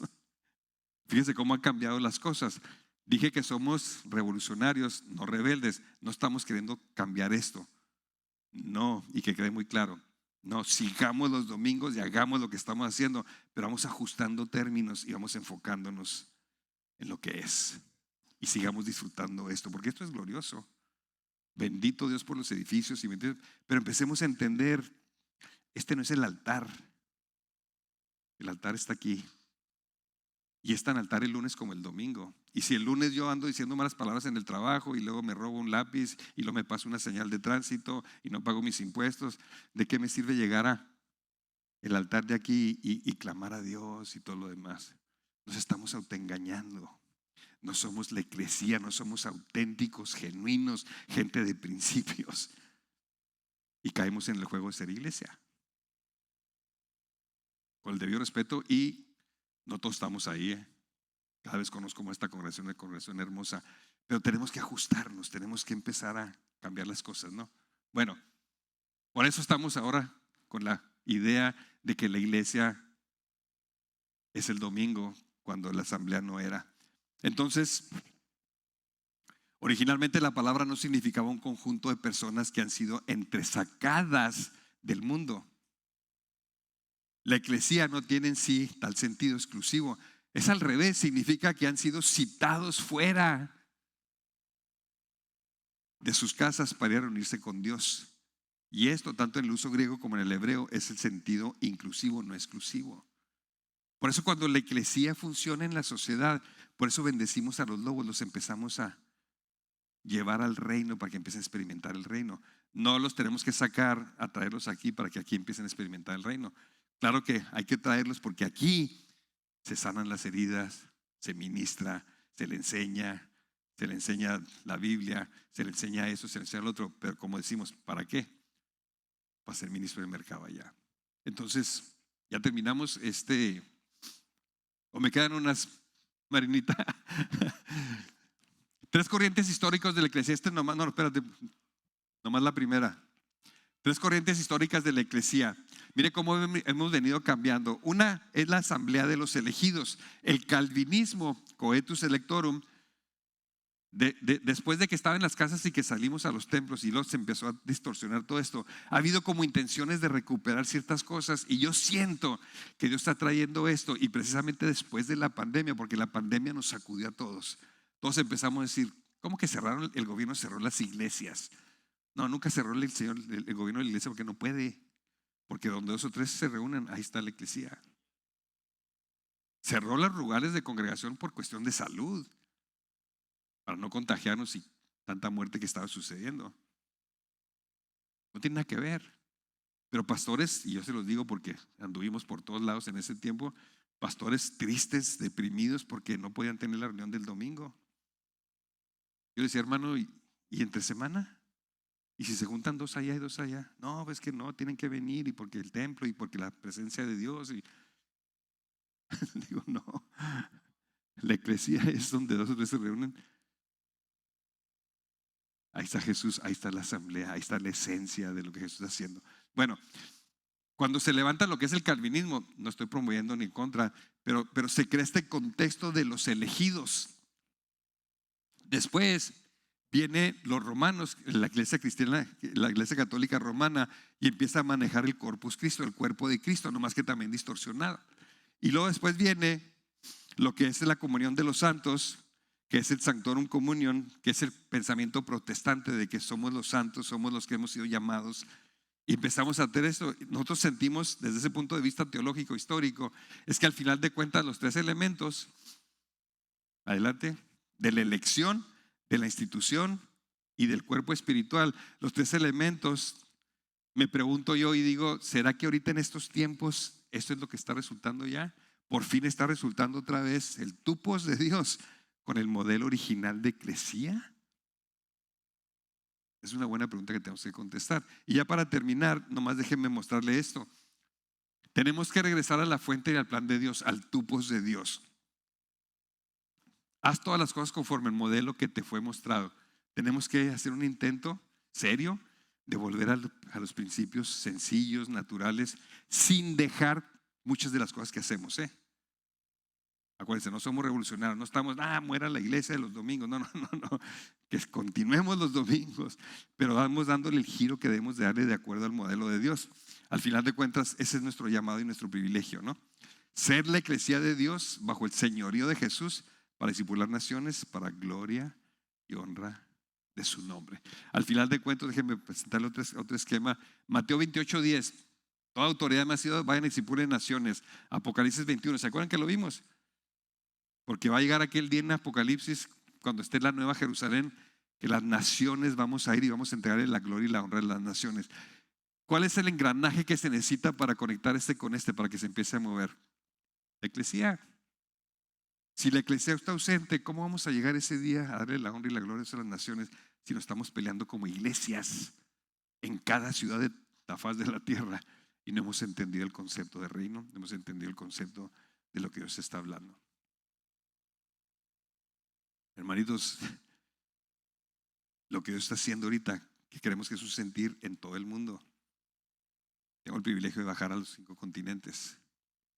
Y usted puede hablar con un chino, con un africano. Y hay un descontento en la iglesia, hay una insatisfacción. Todos dicen, tiene que haber algo más, no de Cristo. Cristo es absoluto, pero tiene que haber algo más o diferente de lo que estamos haciendo. Como que la pandemia llegó a un punto donde dicen, ¿de veras? La pandemia fue un momento para evaluar lo que estábamos haciendo y qué impacto estábamos teniendo en la sociedad. Yo siento que es el Espíritu Santo en todo el mundo. Nos está sacudiendo. Y si respondemos a volver a los principios de la iglesia, se me hace que por ahí va a venir el avivamiento mundial. Con los lobos en sus casas. No con lo que hemos estado haciendo 40, 50, 60, 100, 200 años. Ya llegamos hasta donde podíamos llegar. Porque nos desviamos del tupos de Dios. Tenemos que regresar al tupos de Dios. El tupos de Dios es donde el Espíritu Santo es el que dirige, es el que actúa, es el que hace. Y me pasé como 20 minutos. Oramos. Padre, te damos la gloria y la honra, Señor. Una vez más, Señor, te pedimos que nos ayudes, Señor. Yo te pido, Padre, que cada persona que está aquí, que me ha escuchado, aún aquellos que a través de los medios esté escuchando o va a escuchar, Señor, que todos cuestionen lo que están escuchando, Señor. Que todos se pregunten, que todos disciernen, que todos digan, ¿será? Y como los de Berea, Señor, que escudriñe cada quien las escrituras, que consulten a diestra y a siniestra, Señor. Para todos aprender unos de otros, Señor. A las cosas que nosotros no estamos viendo, poderlas ver a través de otros. Y si hay algún error, Señor, poderlo corregir. Pero lo que sí reconocemos es que tú eres Rey de reyes y Señor de señores. Que tú tienes tu tupos, que tú tienes tu modelo, que cada palabra que elegiste, cuando dijiste voy a edificar mi eclesía, la tuya, Señor, es tuya, a ti te pertenece. Y tiene un propósito, tu propósito, no el nuestro. No es para bendición de nosotros que creaste la iglesia, es para gloria y honra de tu nombre. Y eso nos bendice, porque te amamos, porque estamos tan agradecidos por lo que hiciste por nosotros en esa cruz. Que qué mejor que ver una sonrisa, Señor, en tu rostro. Qué mejor que cada vez haya más gente que te glorifique y te honre. Esa es nuestra satisfacción, ese es nuestro gozo, Señor. Señor, llévanos de la mano, Señor, ayúdanos, danos el tiempo para meditar y que la revelación venga de ti, Señor, solamente de ti. Y que una vez, Señor, que tú nos hables claro a todos o a algunos, activarnos en tu tupos, Señor, no en el nuestro. Ayúdanos a ser flexibles para cambiar lo que hay que cambiar. Ayúdanos, Señor, a no criticar ni juzgar, sino valorar y agradecer, pero sí corregir, Señor, porque tú lo mereces todo, Señor. Ayúdanos a aprender de los griegos, Señor, de los romanos.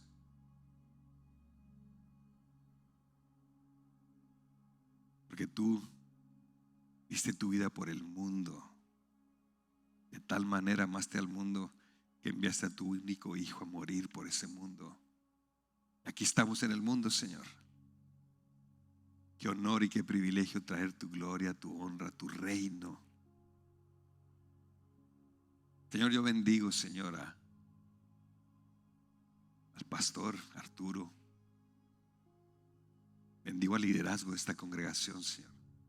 Bendigo, Padre, a cada uno de los que han sido fieles en estos 20 días y mañana será el cierre, Señor.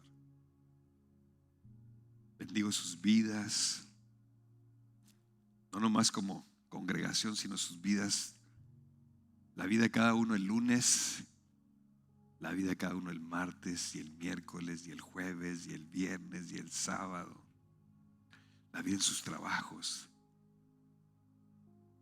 en su ciudad, en su estado, en su nación, para que tu reino venga y tú seas exaltado, Señor.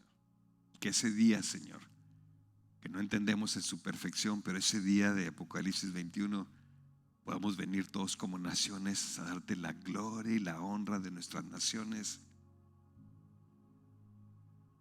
como tu eclesia, porque tú eres el único digno de alabanza, de honra, de gloria, porque tú te hiciste como uno de nosotros, viniste a morir en esa cruz, derramaste tu última gota de sangre por nosotros, tus enemigos, y ahora no nomás nos perdonaste, sino nos has hecho parte de tu familia, nos has dado tu herencia.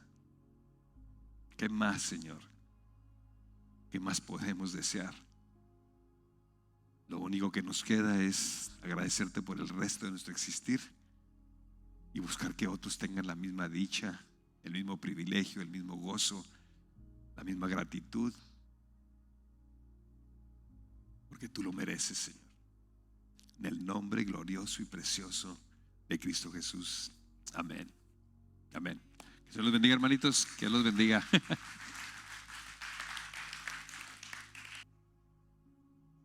Excelente. ¿Cuántos se sienten como Abraham, que vino un ángel, lo visitó y le dice a Abraham: Abraham, los 25 años que estás esperando para ver la promesa cumplida, pues ya estás listo? Y sé que aquí hay muchas personas, si no todas, que están esperando esa manifestación de Dios en nuestras vidas y en nuestros ministerios. Y muy privilegiado de oír la enseñanza, recibirla y lo que Dios va a hacer con cada una de sus vidas. Obvio, la mía también. Es maravilloso, hermanos. No sé cómo expresarme. Hay un agradecimiento, un gozo así como muy grande de que nos hayan escogido. Amén. Anoche yo salí del cine a las 12:30, no sé por qué acabamos. Y ustedes también han ido al cine y le dan las 12:30, ¿verdad? Eso es algo que tenemos que cambiar también nosotros. Me entré a las 10:30, salí a las 12:30 y a las 2 de la mañana me estaba durmiendo. Y tenía problemas de insomnio. Pero todo eso es lo que Dios quiere tratar con nosotros. Amén. Y está haciendo algo muy lindo, y le damos gloria a Dios por eso. Mañana vamos a concluir estos 21 días de ayuno y oración. Dios permita que podamos estar aquí para cerrar con broche de oro los 21 días, porque la iglesia no la podemos cerrar, ¿verdad? La iglesia somos nosotros. Y nos van a dar las 12 ahí en el café, yo sé, ni modo, pero bueno, así somos. Padre, gracias por todos tus hijos, quien tanto amas. Gracias porque me das el privilegio de presidir esta tu iglesia maravillosa, de gente tan linda que estás llamando para este tiempo, porque los has llamado desde antes de la creación con llamamiento santo. Pero para este tiempo y para esta gente, y tu palabra se cumple en nosotros. Nadie tenía necesidad de que nos fuésemos enseñados, porque tu Espíritu Santo hablaría a cada corazón. No menospreciando este lindo ministerio de nuestro hermano que ha venido a impartir una enseñanza poderosísima, pero me refiero a lo que va a ser el Espíritu Santo en cada vida, de los que están aquí, de los que están allá afuera y de los que van a añadirse, porque vas a añadir a tu cuerpo, Señor. No vamos nunca de tu presencia, Señor. Ahora de este lugar, tu casa. Nos vamos con la bendición tuya, la bendición de tu Hijo, de tu Espíritu Santo. Ahora sí, hermanos, váyanse a comer una de vegetariana con lechuga wrap.